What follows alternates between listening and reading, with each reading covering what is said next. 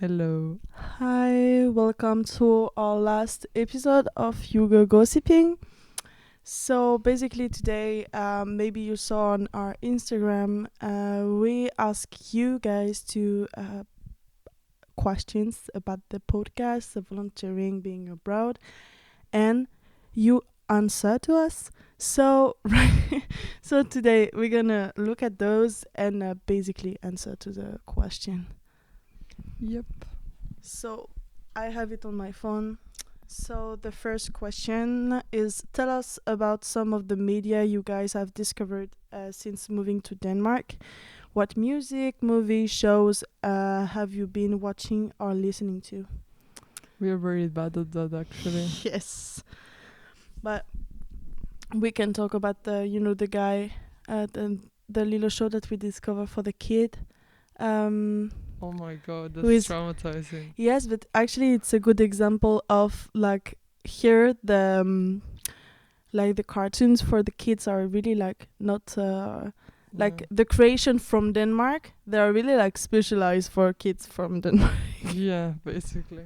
Well, I don't know if it's just Denmark or maybe like the Scandinavian countries in Mm. general have that. But yeah, we discovered John Dilleman, which if you hear it like this, it's going to mean nothing to you. But if you knew what actually Dilleman means, it means the dick man, Yeah, basically.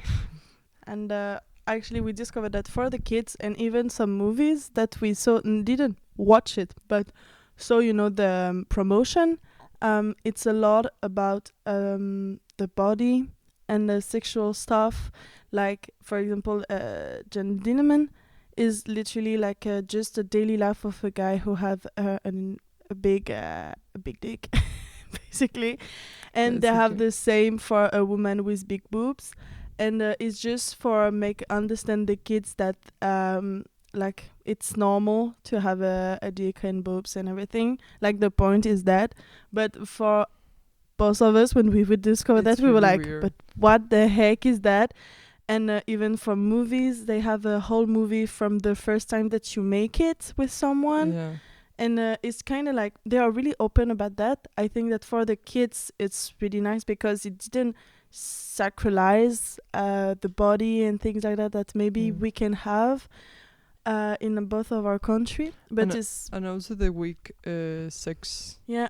The in Denmark they count the weeks as like with numbers, like the first week, the second week, and they continue that until the how many weeks, half a year. I don't know because I don't count it like that. Like it's like until 56 or something like that. Yeah, No, something. 48. I don't know.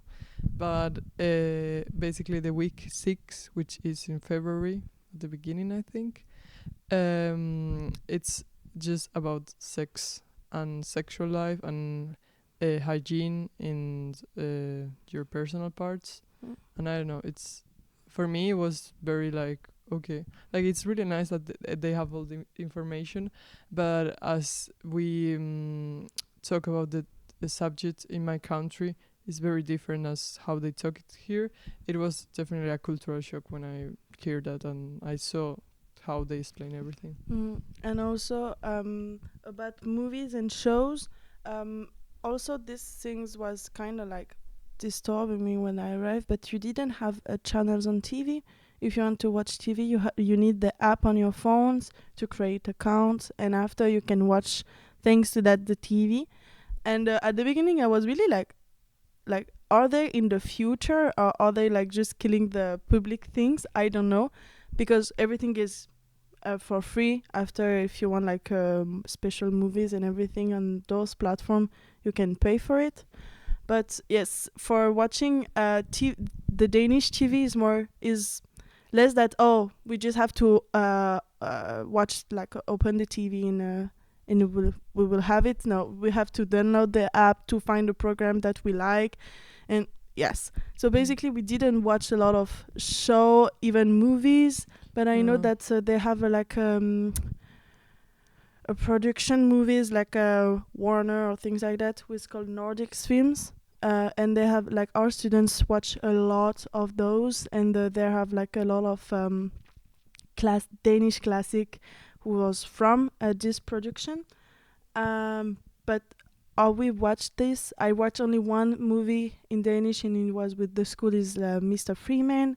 And basically, I was kind of like, I don't know how to position it myself, because it was about an immigrant from Africa who come in Denmark and lie to a Danish girl to have like a good situation and relationship with her to stay more longer in Denmark.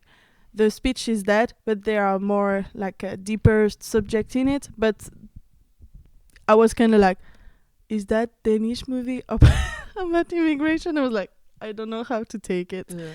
So we didn't have really the chance to watch anything, but we can talk about the music. And also Ultranote. Yeah, oh yeah. How we talk about Ultranote in the podcast? I don't know. With the students every day mostly. Well, for me not, because we are never in the class. But we try to watch daily a program called Ultranote. That it's news for young people, like from 8 to 12 or something like that. And they are really good. Like in Spain we don't have anything like that, and I think in France you don't also. But they are really trying to explain to young people how society is working and what's happening. Like they talk about Donald Trump, about Tesla, they talk about football, about war, and what is happening right now in, well, I haven't heard if they watch Ukraine, but they talk about every war that is happening and the political situation. So it's like not very I don't know, superficial stuff. It's actually like things that are really happening, and sometimes I just find out what is happening because of Ultranote. So it's really nice. Yeah, and also for our students is really adapting, and I think it's really like, even for us we can understand. So it's really like the big power of Ultranote is like even stranger who start to learn the language can watch Ultranote to get the language and being better. And about the music, we listen kind of Danish music thanks to the core that we already talked in the last podcast, who really introduced us to some artists, and also of course the students, Tobias Heim. Like we have a student who have poster of Tobias Heim in her in her room. So of course we are more easily introduced to them. But yes, we end every morning we have morgen song. Yeah. And it's really Danish actually to sing every morning in every school. And I didn't remember if we talk about that during the Danish culture shock. So. But it's really interesting, and of course it's introduced us pretty well to the Danish music basically. Yeah, but the morgen I think is like all classic Danish music that all the people in Denmark know, because they sing it at the church, they sing it at the school every morning. It's not like fun pop music. No, but it's still like our teacher who deal with that try sometimes to put like some like Tobias Heim music. We have like the song Jutland, who is really like not at all like adapted for like a morgen song. We singing that, and our boss is like okay. Yeah. So yeah, basically we are kind of more introduced to the music than shows and movies. Yep. Maybe we can go to the next question. Yep. It's what's foods like in Denmark? What do you enjoy the most eating there? What is easy to adapt yourself to this new gastronomy? And do you miss your home cuisine? Oui. No. But yeah, definitely. Yeah. The Danish, like as we already said in the Cultural Shock podcast, but the Danish dish is really specific. Like we really love most of the time, like what we prefer, if I have to say, the sugar part of the Danish dish, because they really know how to put that much sugar, but not too much in all the dessert that they can propose in cake and everything. After for sure. There is some difference, but actually, like in the daily life in the school, most of the time I like what they propose. Of course, I'm still French and with my white bread, so eating whole bread all the time is not really something that I keep.